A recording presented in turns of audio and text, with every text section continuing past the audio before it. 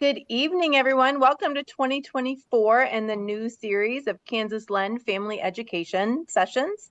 Tonight, we have from Kansas City, University of Kansas Medical Center, the Girls Night Out program, More Than Just Community Connection and Confidence. We have Mallorey Beckloff and Nicole Crump joining us. Just a few little housekeeping to get you started. If the PowerPoint is down and you have your camera on, you will show up on Facebook. So we are out on Facebook tonight, and all of those of you on Facebook, thanks for joining us as well. If you have any questions, make sure you put them in the comment section, and we'll get them asked for you. So I am just gonna jump right in and get this turned over to Mallorey Beckloff.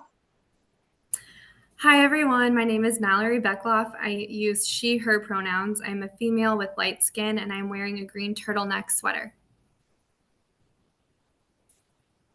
Hi, I'm Nicole Crump. I'm a mid-30s female with light skin, dark hair, wearing a black turtleneck sweater and glasses, and I use she, her pronouns.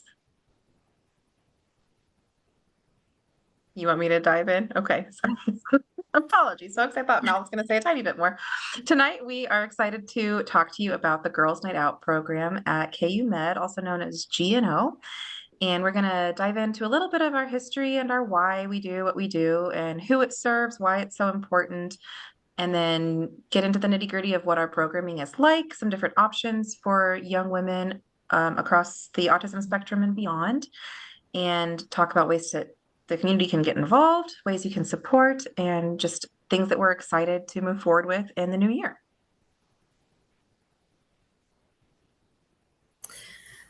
Thank you, Nicole. So we often use the words connection, confidence, and community. And when we support each other, incredible things happen. That's those three words at the top are what we base pretty much everything around when we structure things involved with the Girls Night Out program. Our agenda tonight, we're going to talk about our mission, the team, the history, and why GNO, our roadmap, program services, program expansion, community partners, recruitment for different things that are involved, and our certified provider trainings. The Girls Night Out mission is to empower girls and women with and without disabilities in Kansas City and surrounding communities towards optimal social, emotional health and improved quality of life. GNO is committed to promote inclusion and belonging, growth, self-determination, support, meaningful social opportunities, and connections. I personally feel really energized and proud to be a part of this program that has been expanding for almost 16 years now. And I want to introduce our team. Our team is small but mighty. There are many others that are essential in making this happen.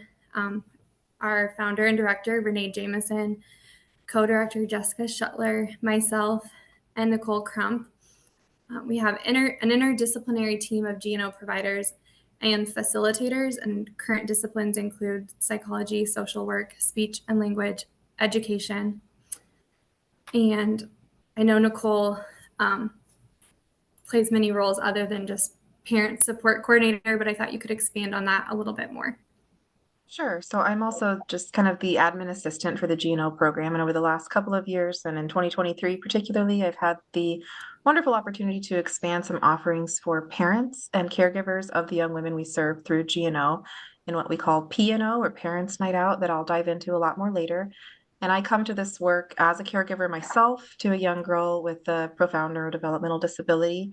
And knowing the day in, day out challenges that caregivers face, it's really important to me to bring practical strategies to families and caregivers who are living with developmental disability so they can stay well and socially connected, like we're offering their girls those opportunities to do too. So family wellness is what I'm all about, and I will talk to you more about what that parent role looks like a little later on.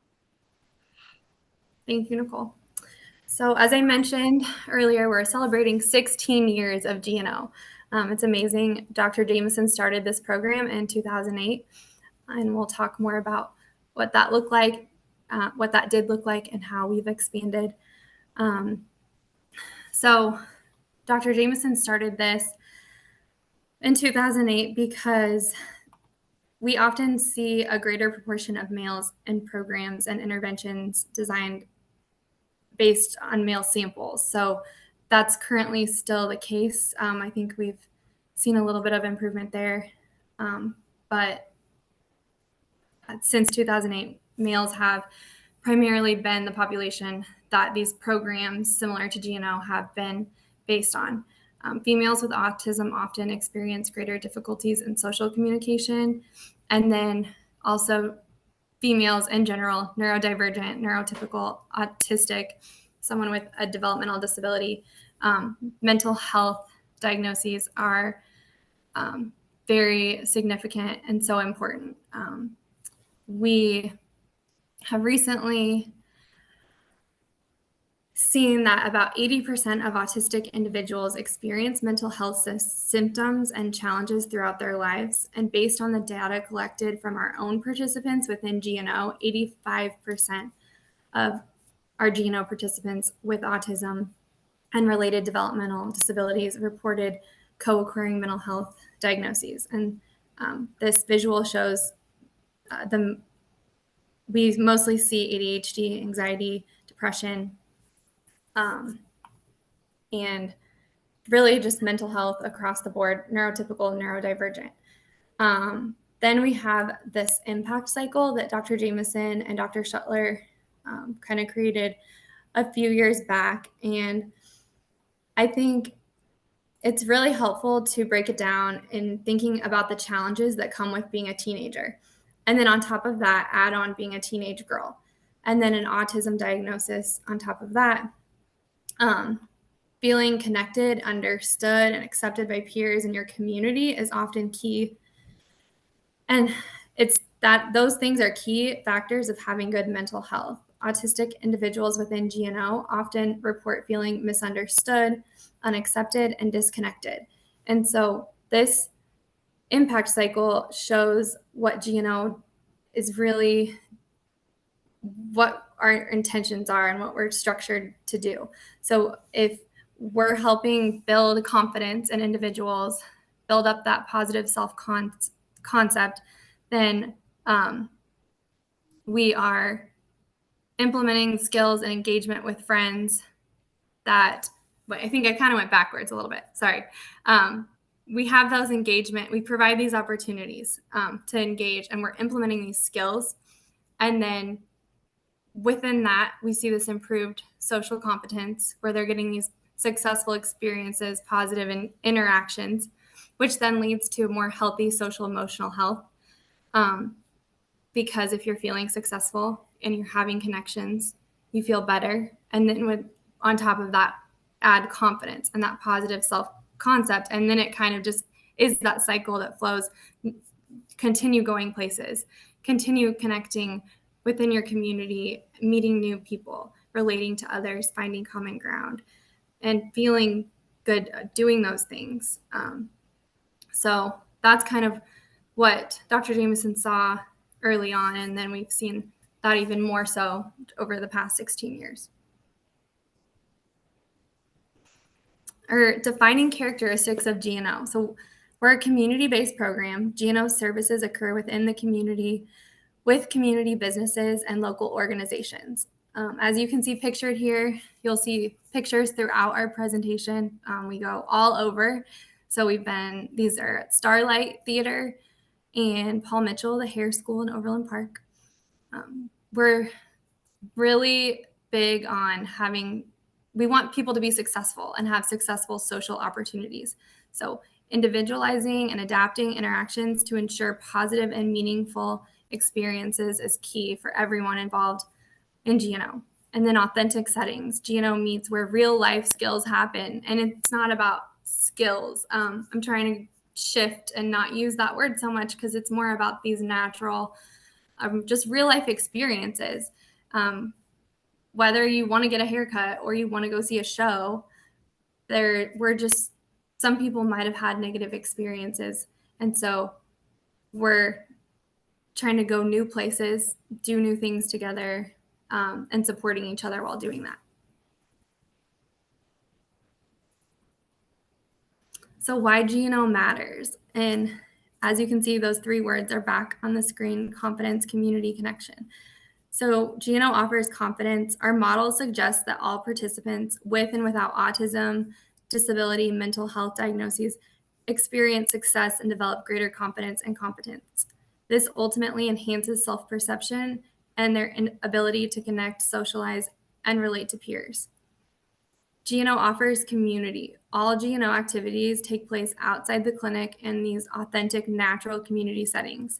So this allows our participants to practice their individualized, personalized goals and generalizable contexts. So maybe not a common theme that we see is like, I want to feel more confident in myself. I want to feel more confident in starting a conversation. And so we can do those things out in the community, whether it's feeling confident in ordering a coffee or ordering something and asking for something different, but not having the confidence to do that. We're there to encourage, empower, and practice feeling successful doing those things. Community awareness of disability is heightened, and inclusive practices are enhanced within GNO. GNO offers connection. We see bidirectional impact across multiple levels and stakeholders, people, activities, and community settings. Our participants have reoccurring opportunities within and beyond the teen groups, which we'll talk more about later, to make meaningful connections with other young women of all abilities.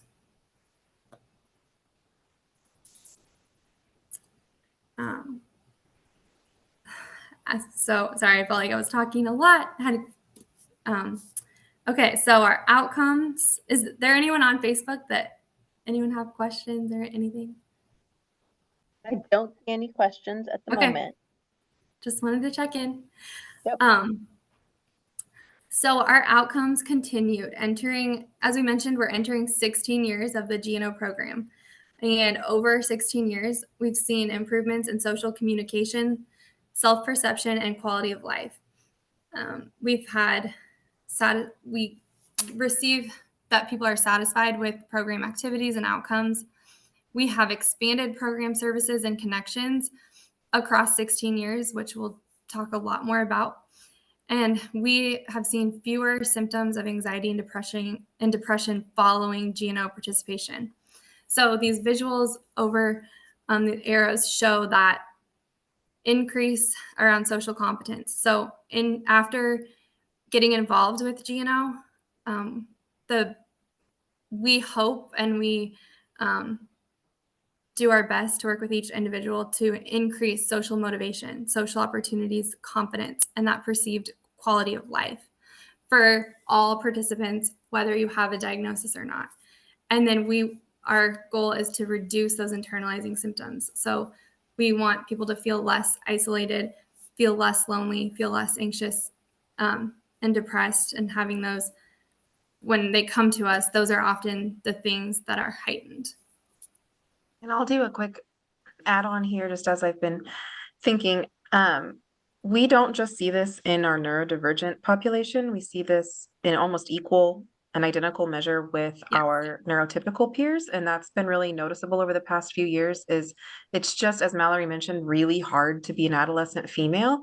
And so we have people from across the spectrum of ability and disability coming to us with a lot of overlapping mental health concerns that all share these outcomes that Mallorey just discussed. So that makes us really proud of our programming, is that it is truly inclusive and that everybody who enters, whether as a peer or neurodivergent individual, is gaining from the services offered. Mm-hmm. Thank you, Nicole. And I would say that over the past 4 or 5 years, especially, we've seen an increase in that across all participants, whether you identify as being neurodivergent, neurotypical. However, it's just across the board within teenage girls. I know it's a hard time. So this next slide is one of my favorite things that it really highlights our community-wide impact. So As we mentioned, that GNO supports girls and young women of all abilities in identifying areas for growth and personal goals and giving them opportunities to work towards those goals and experience success within those social and self-care activities. We've had over 70 interdisciplinary facilitators involved with that. And we'll talk more about what a facilitator is and how you might get involved with that. Over 90 community partners, so those local businesses and organizations within our community that have been a part of GNO, whether we've gone into their space, used their expertise, or they've come to us.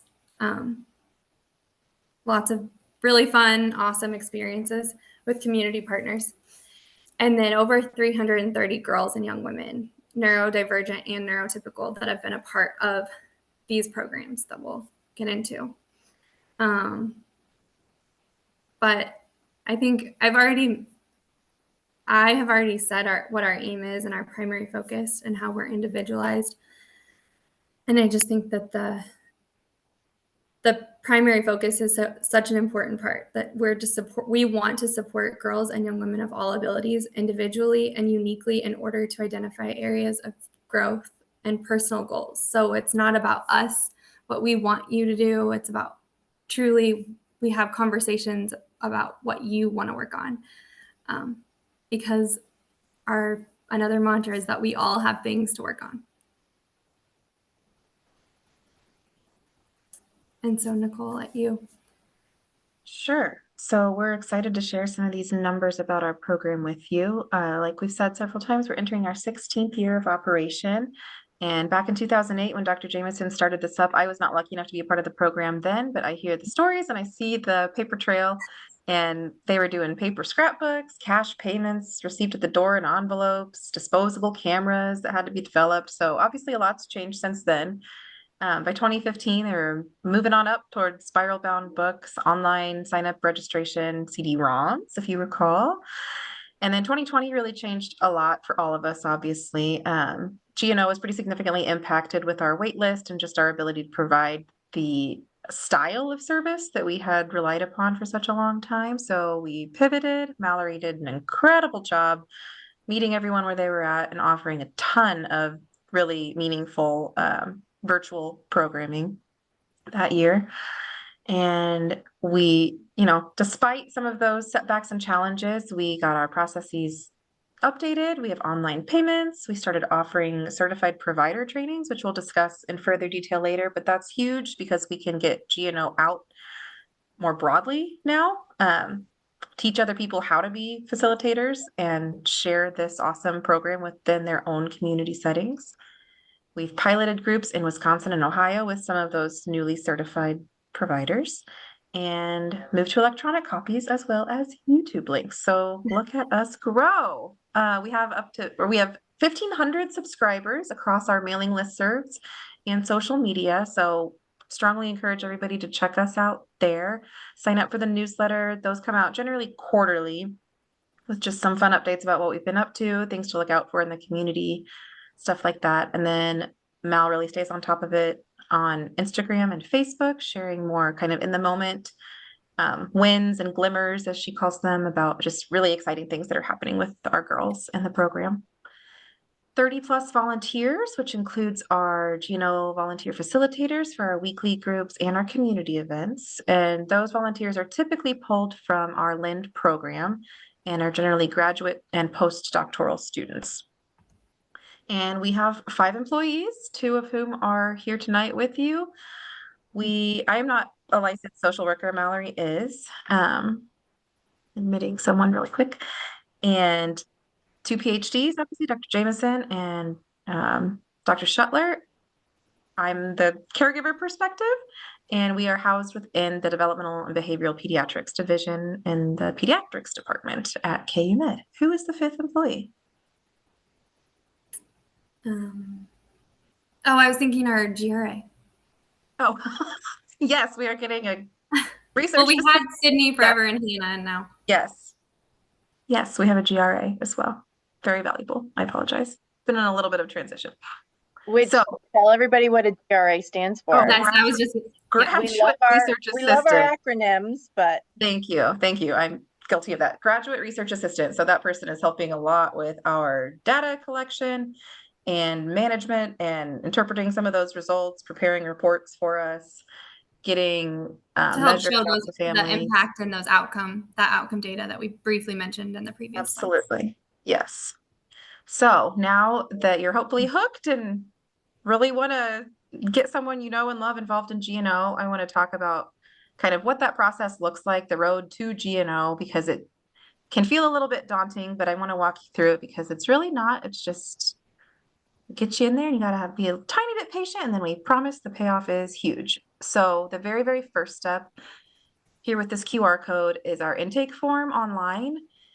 And once that's received, within 2 weeks, you will receive communication from me saying, hey, we've got it. Thank you so much for your interest. Here's some of our next steps. That for immediate first step is being added to our waitlist and our listserv. So you'll start receiving our communication. You'll be on our waitlist immediately upon that intake form being submitted. And then within generally 2 to 6 months, we'll have you in for what we call our initial intake assessment, which lasts about an hour and 15 minutes. And Mallorey and generally one other team member sit down with the parent or caregiver and the interested participant, just to like get to know them, see what those individualized supports might look like, how GNO can best accommodate them, make sure it's a really good match, learn about their interests, and any supports that they might require. And then from there, once that intake is completed and it's deemed a good match, that individual is eligible to attend any of our community events, which happen at least once a month, sometimes twice a month. And those are just really fun ways for both our GNO alumni to stay involved, but also for newbies who are waiting to get into a longer group session, to just see what it's all about and come and meet some people and get to know some facilitators, make some of those early connections, have some support, and try new things. And then, it really varies. I would say at least 6 months probably is the wait to get into from the point of initial assessment to a skills group. Would you say at least 6 months? Yeah, it really just depends on the time of year. Yeah. Which So we we'll do get only into the full process of when we start and end weekly groups and community events, but really it just depends. And then age, I would say. So currently offering only from ages 13 and up. There may be information floating around out there about GNO Junior, which is something we hope to be able to offer again in the future, but currently don't have capacity. So, yeah, in the meantime, we just really strongly encourage folks to stay connected with us through things like Facebook, Instagram. You can email myself or Mallorey to check in on things at any time, and then just play the waiting game and start coming to our community events as soon as you're able, because they are a blast.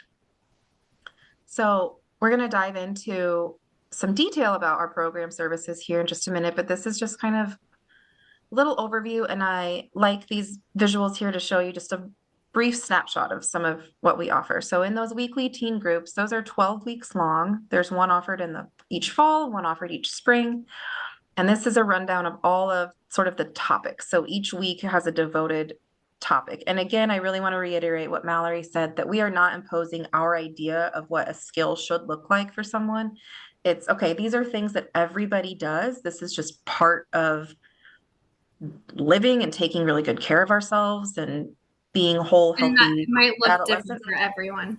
Absolutely. But generally, you got to get dressed. Generally, you're going to have to take care of your body and your hair, learn how to communicate effectively in the settings that you want to be in with the people you want to be around. And so these are some of the topics that we kind of cover during those 12 weeks. And then within P&O, this is just a little example of a goal setting sheet that I created in the fall of 23 for parents. And what I've started doing with P&O that I'm excited about is really directly translating those GNO topics and skills for parents and caregivers. Because like we keep saying over and over again, or we will keep saying, you'll hear a lot, is we all have things to work on, and that includes the caregivers too. What I know firsthand to be true, and what I see over and over again with families is that they are also struggling to make meaningful connections and feel confident and get out in their communities because of some of the challenges imposed potentially by having an individual with differing social needs. And that really impacts the entire family unit. And so we have a really unique opportunity to translate a lot of those skills and concepts that we're working on with our girls to families and get to have really fun, reflective, challenging conversations. So that's been super fun. Also, quick shout out to Stephanie, who really kind of started GNO and comes once every time at least to talk about all kinds of resources and supports that she knows They're about really important. and gets families connected, Mhm. and it's phenomenal. So wouldn't be here without Stephanie. Our monthly community events. This is just an example to show you that these are still, they're more relaxed. They're bigger, up to 30 or 40 young women instead of just the 8 to 12 that are usually within a 12-week session. But they're still structured. There's still so much intention and thought behind those events. This is one of Mallorey's plans that she's sharing out to facilitators. Everybody's getting together beforehand to make sure that that's a really meaningful, successful event for every single person in attendance, still providing those individualized supports. And then what Mal and I are super proud of that we've started doing just in the last 12 to 18 months probably is these ongoing social opportunities beyond just the monthly community events and exploring different things. Like Mal started some 5-week young adult groups. We've had some really innovative community partners that we're working on skills outside of those things listed here in the weekly teen groups that we'll delve into a little more in a minute. Anything you wanted to add there? No, thank you, Nicole. Okay, so now we're going to talk more in depth about each of those areas that Nicole just talked about. So our weekly teen groups, this is what the main primary program service that we offer. They typically run in line with the school year. So we start in the fall. We begin in usually about September and then end in December. And then we start again, we're about to start the spring teen group, which will begin in end of February and then end in early May. So these are typically 12 weeks long with the same group of 8 to 12 adolescent girls between the ages of 14 and 19 and with and without autism and related disabilities, neurotypical, neurodivergent. Throughout these 12 weeks, we meet on the same night of the week for those 12 weeks. So typically it's a Tuesday or a Wednesday evening for 2 hours. And groups might start they might be 5:30 to 7:30 or 6 to 8. It kind of depends on the facilitators, the group, where people are coming from. We have, so that same group of 8 to 12 girls that are participating, they're coming from all over, all different school districts. We have girls coming from Topeka, Lawrence, Spring Hill, the Northland, Lee Summit, you name it, all over. And then these sessions take place within the community, just as we mentioned earlier, community-based. So we're going to a new location every week. We try not to go, we try to go all over. So because we know people live all over, we try not to do all of them in the South Overland Park area. We try to have the majority of them more centralized, but there are times where we will have one more South Overland Park and then another in North Kansas City. So it is a lot of driving, but parents say it's worth it, and it's fun to get to see different parts of the Kansas City metro area. So we have a lot of stuff involved with the GNO teen groups. As we mentioned, they're more structured. And within those things that we use, it makes it really fun. The girls get really close. GNO doesn't promise or guarantee a best friend, but meaningful connections are always happening, relating to each other, finding common ground. These are pictures. We take lots of pictures and videos, and we'll tell you why. I think it's the next slide, which I'm excited about. But these are from our last fall group that just ended in December.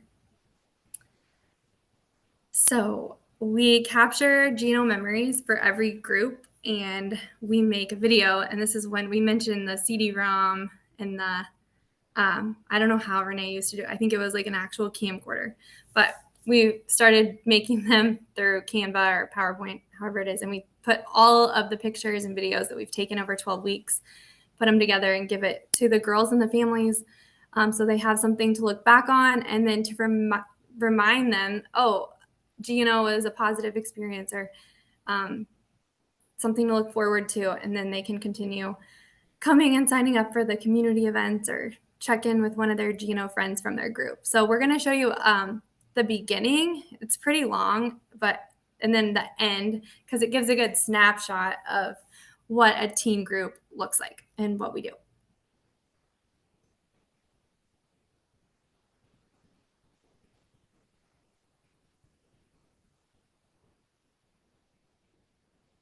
Oh, we don't have music. Maybe unmute.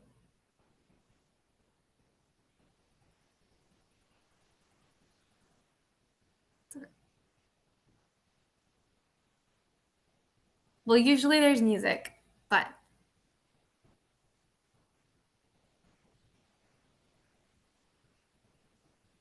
Sorry. Do you want me to keep going without music? I mean, yeah, you could show the end of it, or I don't Oh, know. but that's a music. I know. I was trying to see if there's a setting I can do on here, but any thoughts, Stephanie? Anyone know? Sorry, I do not know. Darn it. Okay. I think there was something like that was sharing audio when you push present, and then maybe not. Well, I can still show you or I'll just kind of skip around.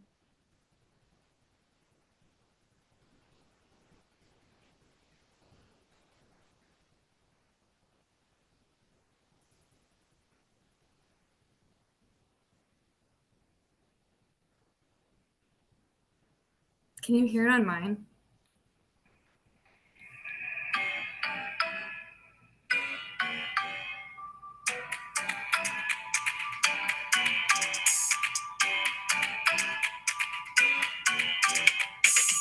Can you hear it? Oh,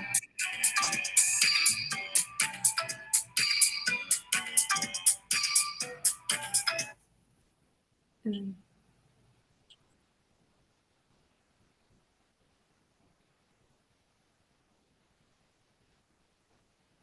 We can post the link in the chat. you want me to stop it? Yeah, this is sad without music. Well, here, I'll show you a couple just fun things that we celebrate. Somebody crocheted this and brought it, and we celebrated it. Some fun selfies Mel and I got to present at a conference. Okay, just think there's some good stuff in here, some piano, but sorry about the music. Yeah. So speaking of piano, I'll go quickly because it looks like we only have about 9 minutes left. So, yeah, piano existed kind of informally for a long time. Parents really craved connection, like we've talked about. And because people are driving from all over the metro, it just makes sense to have more structured opportunities for them to get together and spend those 2 hours in a way that's how they want to spend it. Again, it's all about the individual. So I am crafting about 6 of the 12 nights that we all gather as opportunities to focus on something specific. So this fall, we did things like yoga and music and some self-care practice. Stephanie came and talked about community resources, things like that. And then the other half of the time, after they had kind of like gotten connected enough to be comfortable with each other, they would kind of pick a restaurant to go to, or I would throw out some suggestions and check in with them weekly about their own goals, what they were feeling, what they wanted. And so it was just the absolute highlight of my year to be able to do this with them. And what's really neat about P&O is just how much those parents have in common without ever having met each other. It was truly a neat thing to see people come together in this really unique safe, supportive way where we were really celebrating their daughters, because I don't think that there's a lot of that necessarily going on, or it was expressed to me that this was maybe the first time that the parents had made good friends or had connected with other people in similar situations. So I think it's really valuable and something that I hope to grow in the future. And I here's think just one thing to highlight too is that I do think it's important to point out that not the parents were hesitant when they first heard about P&O and getting together, and that not everyone was like, oh yeah, I need to make connections. It was definitely a push. yeah. And the group text that started, like, I think it definitely pushed people out of their comfort zones. Yeah, which is kind of what we do in GNO. and not in a threatening way, hopefully ever, but just in a way that's like, hey, here, we're safe people. We're going to see you every week. Here's an opportunity. Here's an opportunity. Absolutely. And then here's just a couple quick things. I got a random email. Wanted to tell you that I had a great time. Really loved the yoga. And that yoga session the instructor was a pediatric occupational therapist. So that was just a really unique opportunity to hear about how to like gently take care of ourselves in ways that fit into sometimes a hectic lifestyle.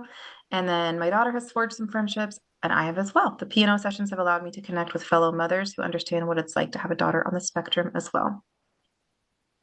And here's our moms and daughters. The last night we were able to get together in the fall, and it was like the week before Christmas, and it was one of the first times that we've had that the moms had planned their own holiday dinner that's near the same location. We were on the plaza doing a fun like scavenger hunt for part of the night in teams, and then we met up and got this cool picture of them together. So I thought that was really cool. So, okay, community events. These are, as we mentioned earlier, a little bit less structured than those weekly groups, and they occur monthly, sometimes depending on the month or the season. We might have more than one a month. In the summer, we typically have more. These people are eligible to attend these and sign up for community events after they've completed that initial assessment while they're waiting to do a weekly group, or after they've done a weekly group. So Dr. Jameson started the community events because after a 8 to 12 week group ended, parents said, now what? And the girls said, what do we do now? We want to keep going. And so these are ongoing social opportunities where it's really exciting for the girls to see each other after months, because sometimes you'll see the same faces, and then other times people are busy and so they can't come 1 month, but you'll see them a few months later, and then meeting new people. It's just a really fun, safe, supportive place to be for the girls. And we go all over.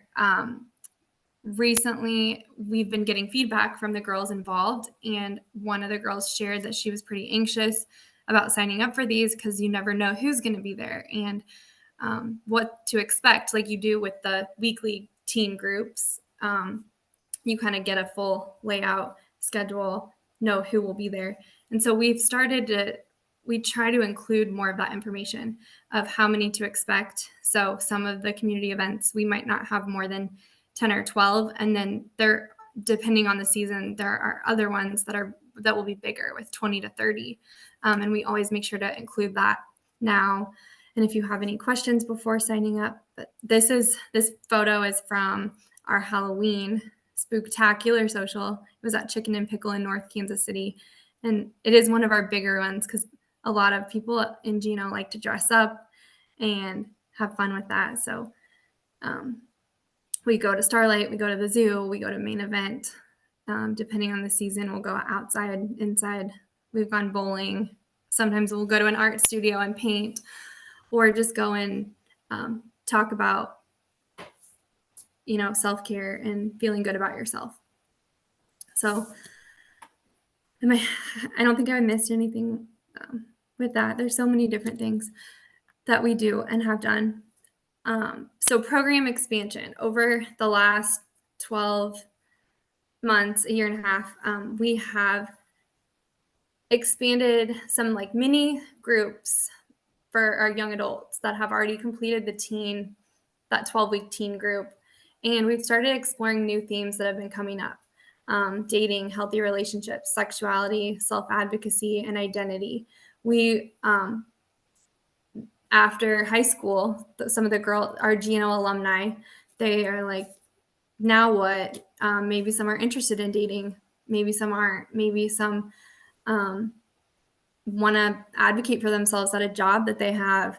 And so we have those conversations. We've kind of let the GNO alumni and the young adults in the group kind of drive our pilot group that we did about a year ago. And then we're hoping, right now we don't have the capacity to have these as often as we want, but we do plan to do a 5 or 6 week young adult group again at the end of March, and then over the summer for sure.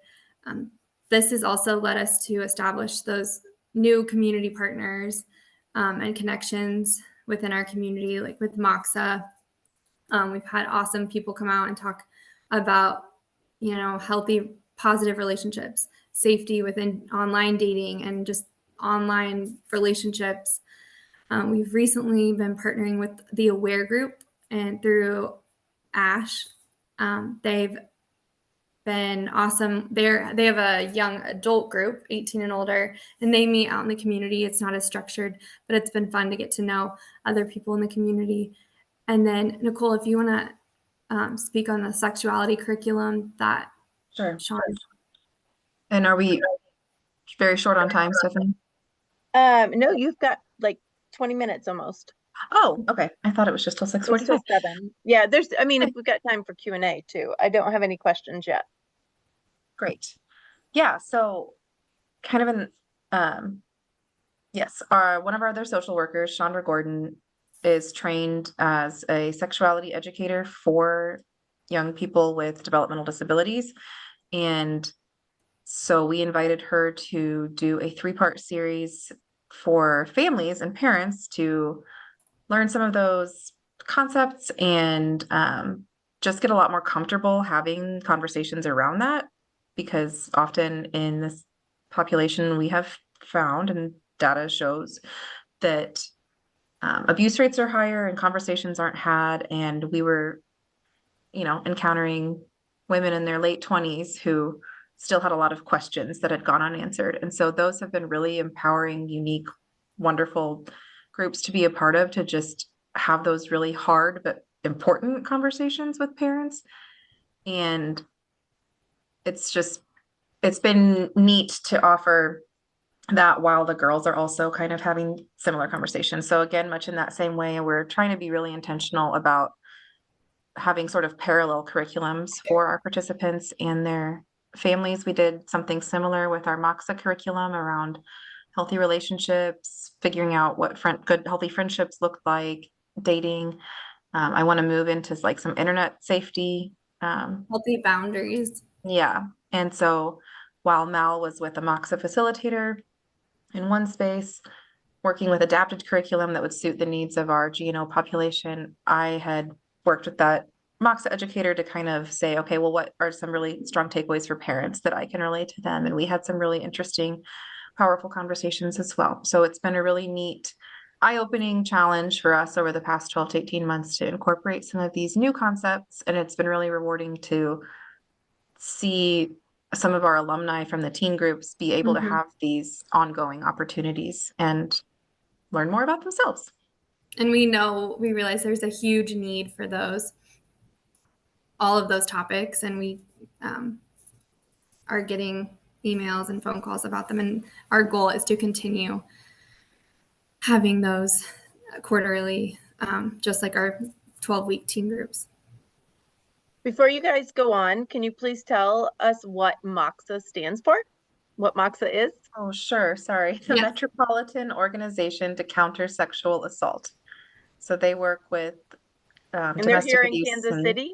They are a Kansas City organization. They work across both sides of state line. I think they are housed in Missouri, but we're eager to partner with us. And they had already kind of started to offer some of this curriculum to individuals with developmental disability, but it was a fun partnership for us because we were able to give some feedback and restructure some of it and say, like, let's do more visual supports, let's do more plain Yeah. language. And I think their it's been materials were geared more towards neurotypical population. And so yeah. I think our goal for the future is to hopefully have some of our GNO alumni, some of the people involved in GNO help with the development of those supports and materials.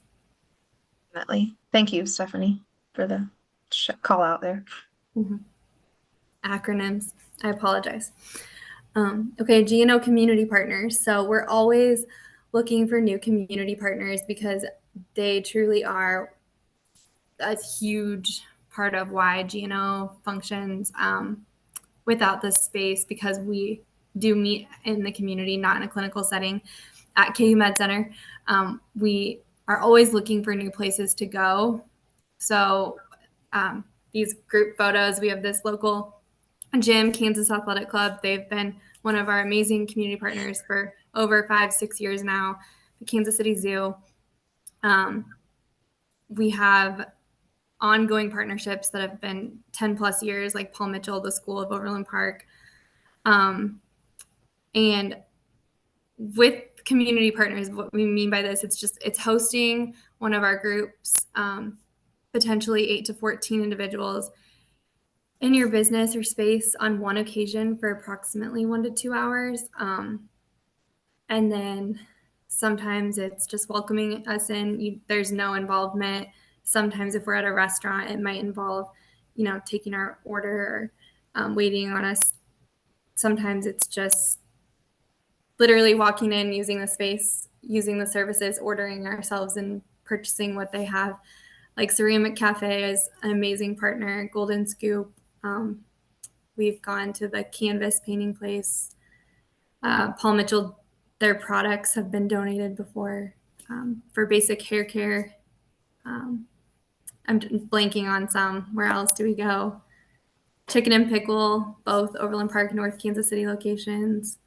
But we're always looking for like yoga, or we recently had the music therapist, which was so fun for the girls, and like nobody knew what to expect. But you spend time outdoors when the weather is nice too, don't yeah, you? we try You go to parks and stuff. We'll meet at different community parks.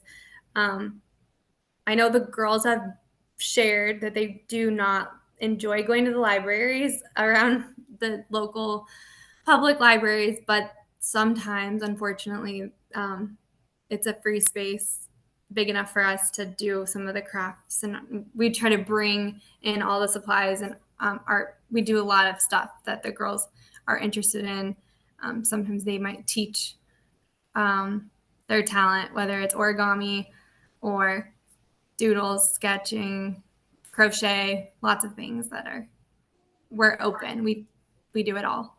But we appreciate your involvement at any level. So if anyone knows of anyone that would be willing to welcome GNO in, or thinks that there's a place that we haven't gone to yet, please let us know.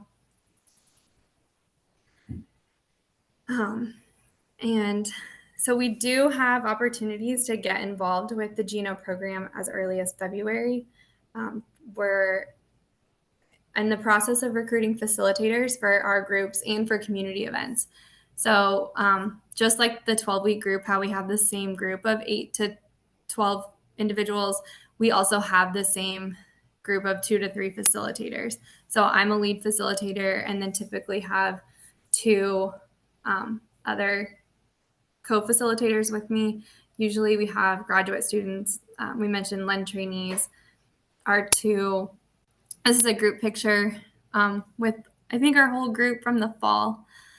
But please let us know if you're interested.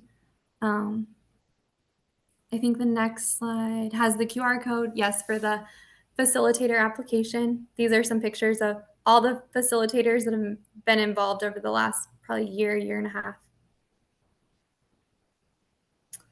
And a few highlights of our current GNO teen facilitators from this fall 12-week group.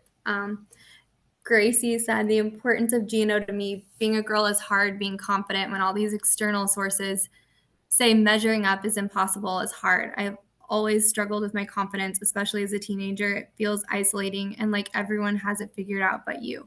GNO is so cool because it strips down all those walls and shows girls that they aren't alone. Their peers are feeling the same way, and it's hard for them too. GNO calls out that we all have things to work on. It's such a unique experience, and I've been so fortunate to see the girls in the group connect and grow and shine. And as a bonus, it's building my confidence too. 100%. And then hope. My daughter thrived when she was able to take the teen group of GNO. She formed bonds and relationships with girls, a first in her world. When I had the opportunity to become a facilitator, I jumped into it wholeheartedly and love using my own experiences with the parents and the girls. These are my people. And then we're also recruiting GNO neurotypical peer participants as well. So teenage girls in high school between the ages of 14 and 19. We are recruiting for our community events as well as the upcoming 12-week group that will start at the end of February. There's the QR code, and Clara is one of our new peer participants from this last fall. She said, "I'm truly grateful for everything GNO has taught me about myself and the amazing people I've met through this program." Some pictures of all the fun things, places we go, and the QR code again for that application. If you know any teenage girls interested in building confidence,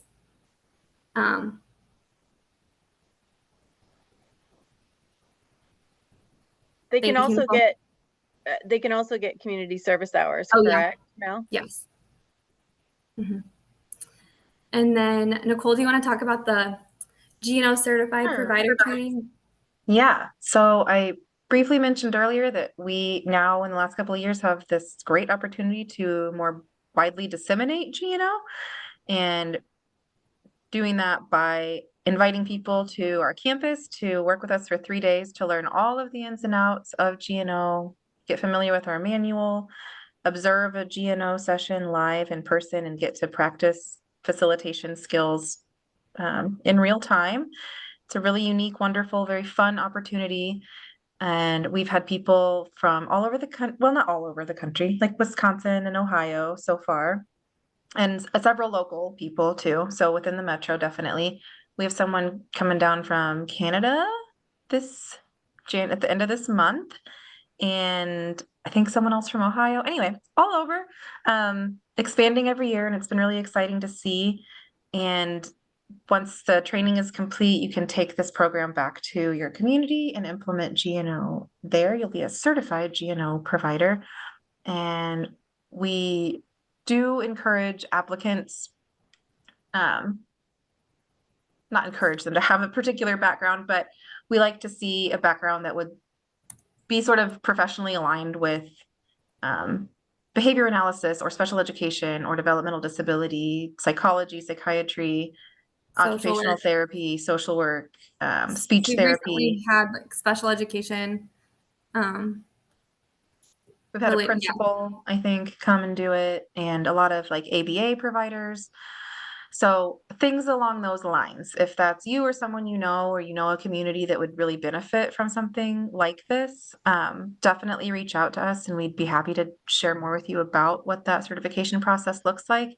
And then just to loop back really quickly to the facilitators, those again are often recruited from some of those disciplines that have a direct correlation to developmental disability, and or parents or other family members who are involved and are passionate about this work. So talk to us. We would love to get more folks, especially in the metro area, offering these, because we have so many like disparate communities coming together to try to make this work across a really large metro area, that we would love to expand into some rural parts of Kansas and further into Jackson County. So let us know. And as many of you know that are on our wait list and have been so patient with us, our team is small. So the more facilitators that we have, the more groups and events we can coordinate and provide. And here's some of our trained facilitators now at the training. The picture on the left is at one of the GNO sessions that they attended, and then on the right is at the one of the training days, and somebody said this is the most fun thing I have done in my career. So that was big kudos, and we think She so actually, too. after you complete the 3-day training with us, then you go back and do the pilot group. And throughout that pilot group, there's weekly consultations with us before you get that official stamp of approval to go and disseminate your own. But she said this during her pilot group. And so it was really awesome to get to share that. She was on the GNO high. That's what we call it. So we have a ton of cool goals and energy going into the new year, and I'll go through these pretty quickly. Mal put this together, so I don't want to step on your toes, but I wanted to give you a pop break if you want it. She's arranged a lot of really neat opportunities for our young women to become better self-advocates, and they've been speaking on some panels and getting more stakeholders involved and just really getting their voices out there in Kansas and beyond. We want to shift, like we mentioned, from that model of social skills and more to a connection and wellness-based model. We are always eager to expand as we have capacity and provide ongoing opportunities for both teens and young adults between ages 13 and 30, and disseminate more broadly, like with things through like the certified provider training, piloting some new teen groups in other communities, and providing consultation throughout the country to new providers, and broadening our community support. So just furthering our opportunities for success, ensuring an ongoing impact, and establishing more of those creative connections across various areas of expertise, like a few that we've mentioned. New partnerships in 2023 included MOXA, the Metropolitan Organization to Counter Sexual Assault. We had a sexuality educator, a yoga instructor, and a music therapist. And we're thrilled with all of those new connections and opportunities that we were able to offer both our participants and their parents. And one thing I wanted to highlight really quick, when I know that on number 3, expand, 13 to 30 probably sounds like a really wide age range, but we have so many girls who started the program with Dr. Jameson when they were 13, 14 years old, and now they are 25, 28, 30, still coming to community events, and then still now participating in those pilot young adult groups. So really, really cool to have alumni truly do GNO throughout the lifespan. And this is how people can help, how you can share with your community, whether it's your schools or a local business that you're connected to. We're always looking for those community partners, volunteers, donations. We have a GNO store, which is a really super fun thing that's part of all of our program services, community events, and weekly groups. Squishmallows are a huge thing. That was one of our former graduate research assistants that was donating mini Squishmallows to the store. We have an Amazon wish list. And then we're always looking for people to sponsor a GNO participant to be able to get involved. And remember that we all have things to work on. Our facilitators, myself, everyone. So I think all of us that participate grow every time. Like at the end of every new session, we always have something new that we're remarking on that we've learned and we've grown in some way, and it's just a really special, wonderful thing. So thank you for listening to us talk about all the wonderful aspects of GNO programming. And we could not create meaningful social opportunities without you. Even just listening to this and sharing it with one person can help get another person off of our wait list. So absolutely. We appreciate everybody. And this is if you want to follow us on Instagram to see our weekly, monthly opportunities, things that are happening, and then our webpage. And we have included mine and Nicole's email if you want to get in contact with us. Great.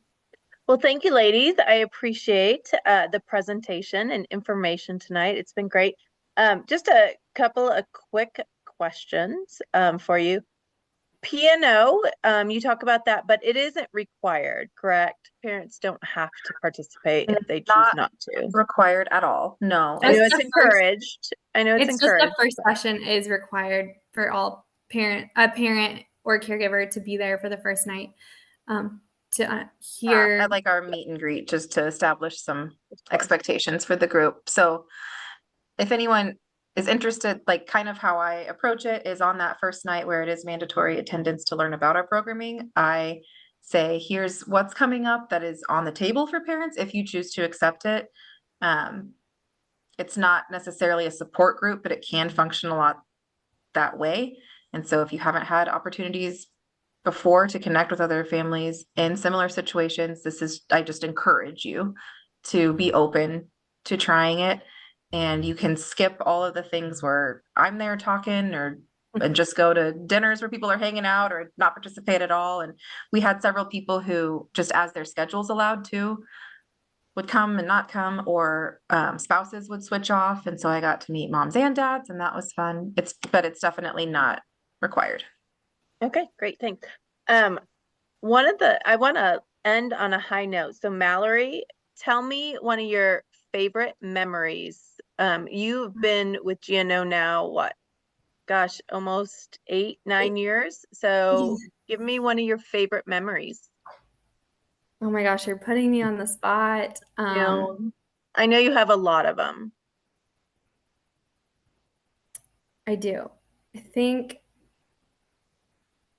my favorite memory is, well, I have like a few, but it's one memory combined kind of over the last year and a half. I've had a lot of girls connect outside of GNO without us facilitating anything, without us encouraging them to talk outside of the group and hang out. And we'll randomly receive pictures, selfies of girls hanging out. Girls go to each other's birthday celebrations or just hang out, and hearing that whenever I get that message that they've been connecting or I get that selfie, it's like, okay, this is so cool because it's not forced. We're not telling them to do it. It's completely natural. And even if it's once every few months, because I know people are busy, but still and just having the girls come back, like having girls like my OG that started with my first group, I still see her at almost every community event. And it's like, we've grown together. So it's super cool. Great. Well, again, thank you for that. I am looking. Our next event is going to be, and I just put the date in my head and then I lost it. Thursday, February 15th. We are moving it a week back than our normal second Thursday because the second Thursday is the Blue Valley Resource Fair. It's one of the biggest resource fairs in the Johnson County, Kansas City metro area. They usually have vendors and community partners from both sides of the state line. So I encourage you to check it out. I'm sure if you just Google Blue Valley Special Needs Resource Fair, I think it will come up, but it's at Hilltop in Overland Park on February 8th from 5 to 8 p.m. So doing a little plug for that. And then our next session will be again Thursday the 15th from 6 to 7. And we will have individuals from the new Kansas Family Support Center that has been developed at KCART, which is the Kansas City Center on Autism Research and Training. Will be coming to talk about all of their new grant and things that they support and resources that they provide the Kansas community. So thanks everybody for attending. We appreciate you being here and have a great and stay warm. I know it's going to get really cold this weekend, so stay warm. Have a good evening.